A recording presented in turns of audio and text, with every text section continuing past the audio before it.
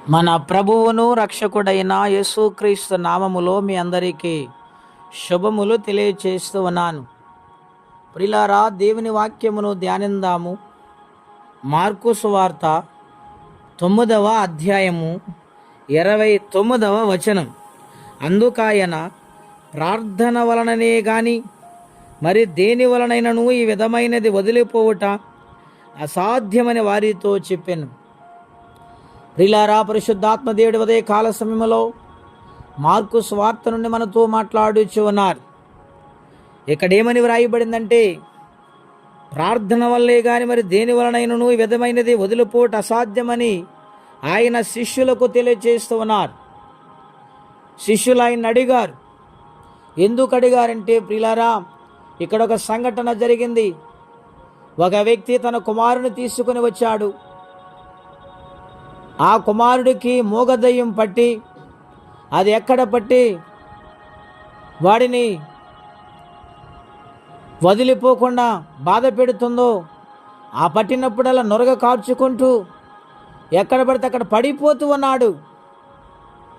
అయితే యేసుప్రభువారు గొప్ప స్వస్థతలు చేస్తారని, గొప్ప దేవుడని తెలుసుకొని ఆయన దగ్గర తీసుకొచ్చినప్పుడు ఆయన శిష్యులు అంటూ ఉన్నారు, మేము ప్రార్థన చేస్తాము అని చెప్పినప్పుడు వారు ప్రార్థన చేస్తే ఆ మూగదయ్యం వెళ్ళలేదు. వెంటనే ఆ కుమారుడు గల తండ్రి యేసుప్రభువారి దగ్గరకు వచ్చి సంగతి చెప్పినప్పుడు యేసుప్రభువారు శిష్యుల మీద కోపపడ్డారు.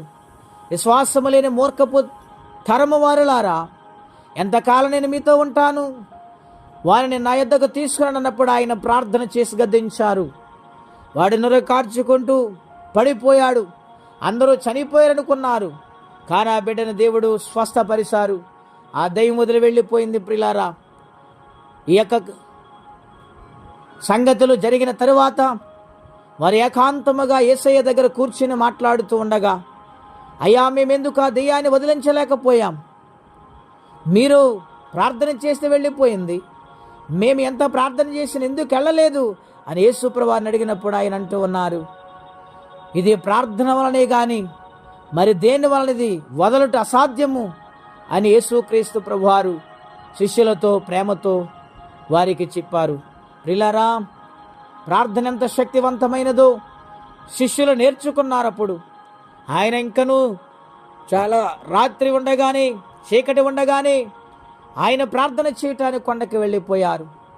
ఆయన దేవుడై ఉండి నరరూపములో ఉండి మనందరికీ మాదిరి చూపించారు. ఆయన తెల్లవారుజామున ప్రార్థన చేసి చేసి చేసి ఆయన లేచిన తర్వాత అనేక గ్రామాలకి వెళ్ళి సువార్త చేస్తూ ఉండేవారు. ప్రియులారా, యేసుప్రభువారు చేసినంత ప్రార్థన ఈ లోకములో ఎవరు చేసి ఉండరేమో. ఎందుకంటే ఆయన మాట చెబితే అనేకమైన కార్యాలు జరుగుతూ ఉన్నాయి, అనేకమైన అద్భుతాలు స్వస్థతలు జరుగుతున్నాయి. గనుక యేసు ప్రభుని అంగీకరిందామా, ప్రార్థన చేద్దామా. ఎటువంటి గడ్డు సమస్య అయినా దేవుడు తీరుస్తాడని విశ్వాసముతో ప్రార్థిస్తే గొప్ప కార్యము దేవుడు చేస్తారు. అటువంటి విశ్వాసము కలిగి దేవుని సందులో సాగిపోదాం. అట్టి కృపా తీర్మానం పరిశుద్ధాత్మ దేవుడు దయచేయునుగాక. ప్రార్థన. పరిశుద్ధుడు అయిన మా తండ్రి, ఘనమైన మీ నామం కొరకై వందనాలు. శిష్యులు ప్రభా ప్రార్థన నేర్చుకున్నారు, ప్రార్థన గురించి అడిగారు ప్రభా. నాయన మూగదయ్యం పట్టిన ఆ వ్యక్తి ప్రభు నాయన మీ మాటలు వినగానే ప్రభా విలవిలలాడి వదిలి వెళ్ళిపోయింది ప్రభా. నాయన ప్రార్థనా శక్తి అంత గొప్పదని మీరు నాయన మాదిరి చూపించి వెళ్ళారు ప్రభా.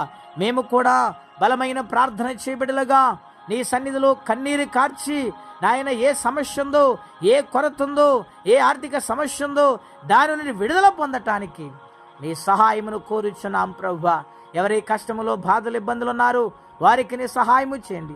రక్షణ లేక నశించిపోతున్న రక్షణ దయచేయండి.